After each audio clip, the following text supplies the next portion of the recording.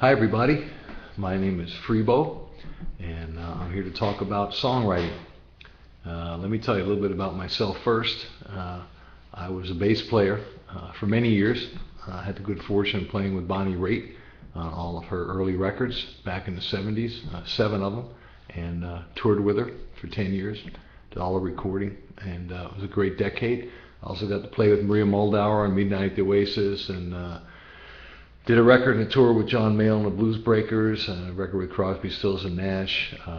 Played on a Ringo Star record. I'm really fortunate I got to do a lot of things as a bass player, and I love playing bass.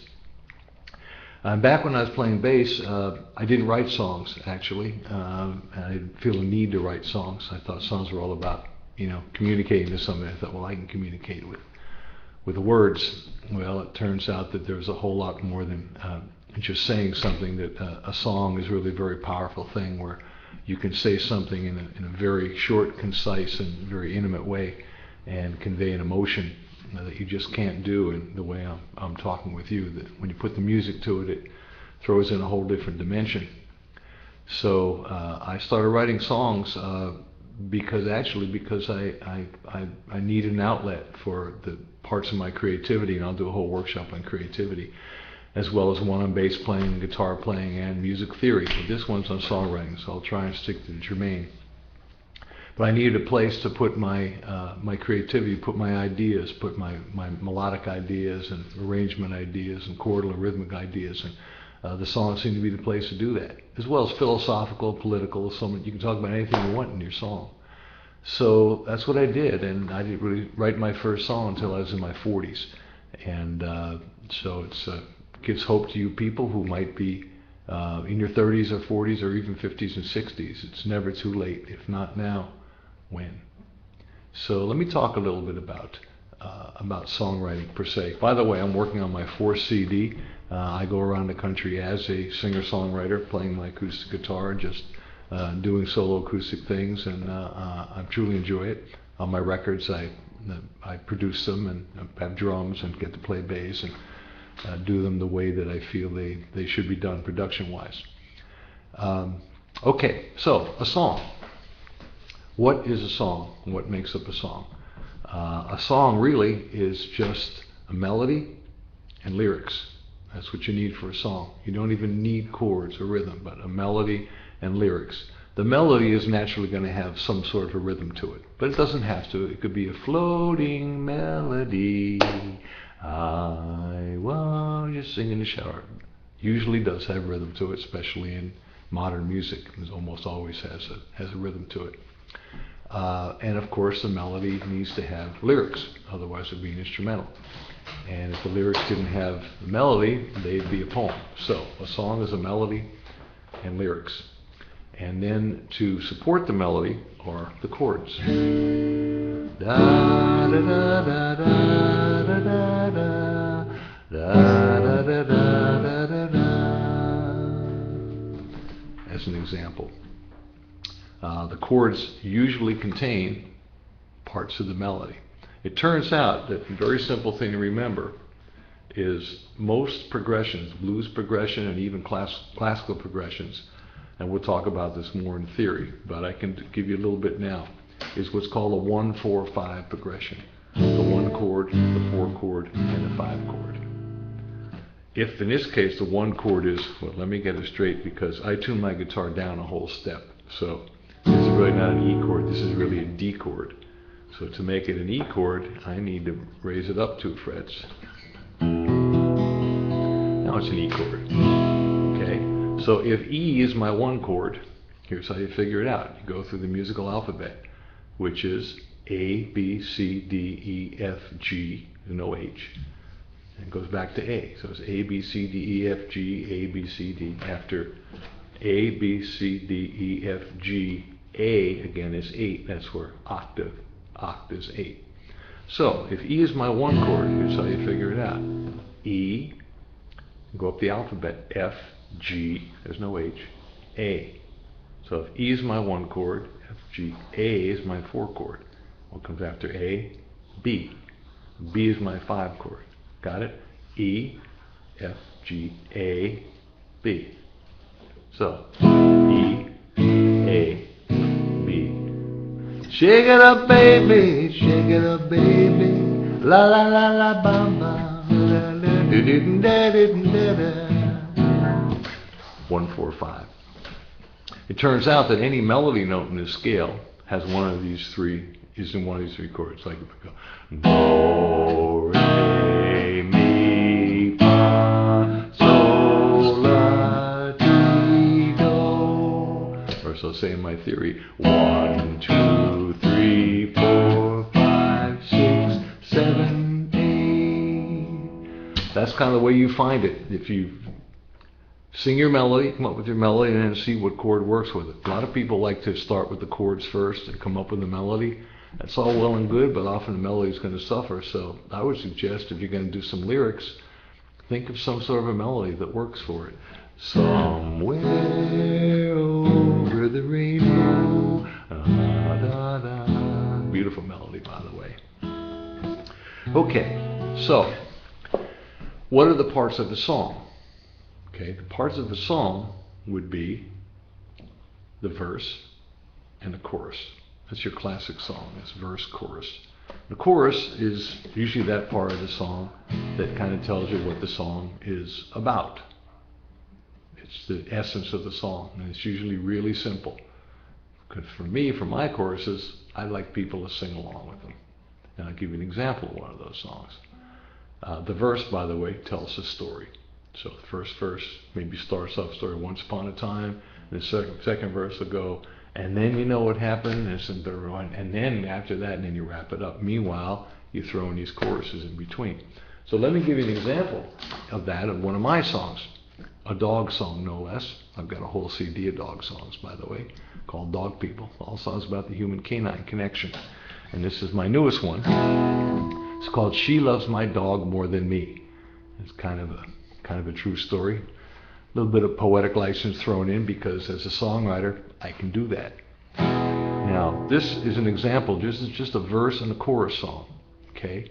Again, the verse tells a story. The chorus is kind of what the song is about. Very simple. You remember, the name of the song is She Loves My Dog More Than Me.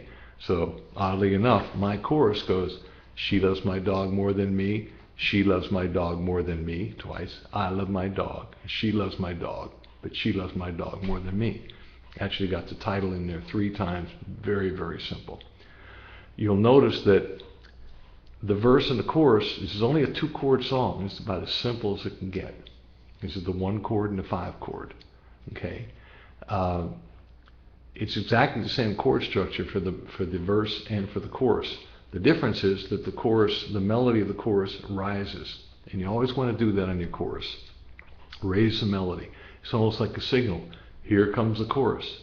So sometimes you might want to go to another chord for the chorus. In most cases you do. Raise the melody, but it kind of signals, and it's the part everybody sings along. So I'm going to put on my partial capo. I'll do a whole workshop with you on partial capo. It's very interesting. It's called Kaiser Shortcut. Here's the regular one. Covers all the strings. This one just covers 3 strings. In this case, the 3rd, 4th, and 5th strings on the 2nd fret. Okay?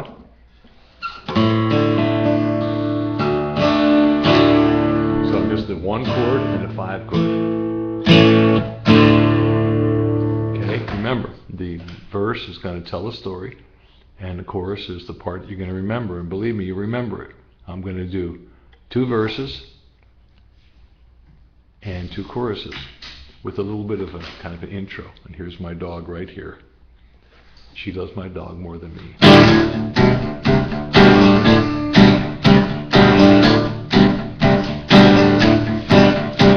Once upon a time, everything was so fine, cozy, just my baby and me.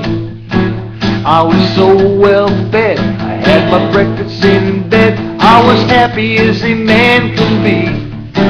Then my buddy called up, had the cutest little pup, I couldn't help but take him in. Ah, little did I know, her affection would go to my new little 4-legged friend. Here comes the chorus. Now she loved my dog more than me.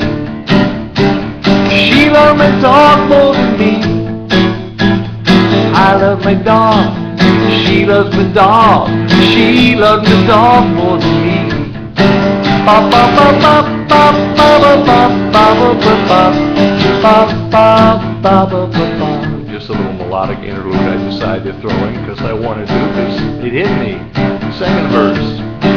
We were lying by the fire, burning with desire, when suddenly to my chagrin, as the fire got to stoking, came a cold nose a poking, somewhere it should not have been. I thought you shoo him away, but you told him to stay. It kinda took me out of the zone. Now a man's best friend gets a girl in the end, and I'm left holding the bone. That's right. 'Cause she loves my dog more than me. She loves my dog more than me. I love my dog. She loves my dog. She loves my dog more than me. Interlude again. Ba ba ba ba ba ba ba ba ba ba ba ba ba.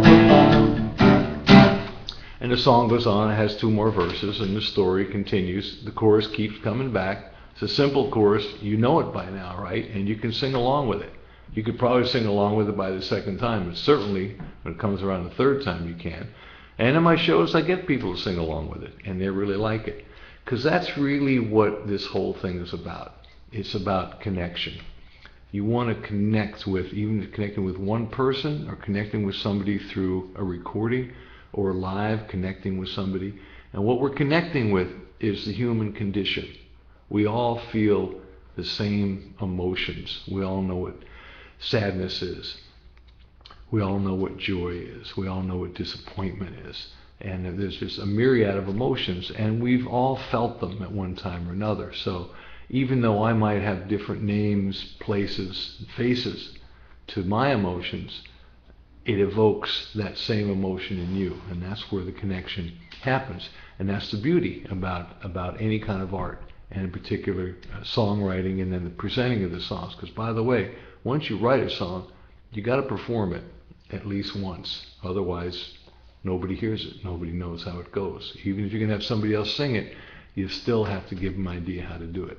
And by the way, we can do a performance workshop as well. The word perform is kind of a loaded word. It's perform. I'm performing. I'm bigger than you. I'm more important than you. I prefer to use the word sharing. I'm sharing my song with you. That way we're equal. There's a connection. It's just like right now, just like I'm talking to you. At this point, you're not talking back to me, but if we're in person, you could, and we'd have a conversation. So that to me is just a very, very quick little, not even a refresher course, but a quick little cram on songwriting. There's a whole bunch to talk about, and I'd love to talk about it with you in the next lesson, or with you guys in person, or on Skype, or in a workshop, or on a cruise ship, wherever it happens to be. So thank you so much for tuning in and watch this, and stay tuned for more of my stuff. Again, theory, I'm going to do that with you. I'll do a partial capo thing. I'll do bass, not just how to play the bass, but why you choose the notes. And we'll go from here. So thanks so much for watching. See you next time.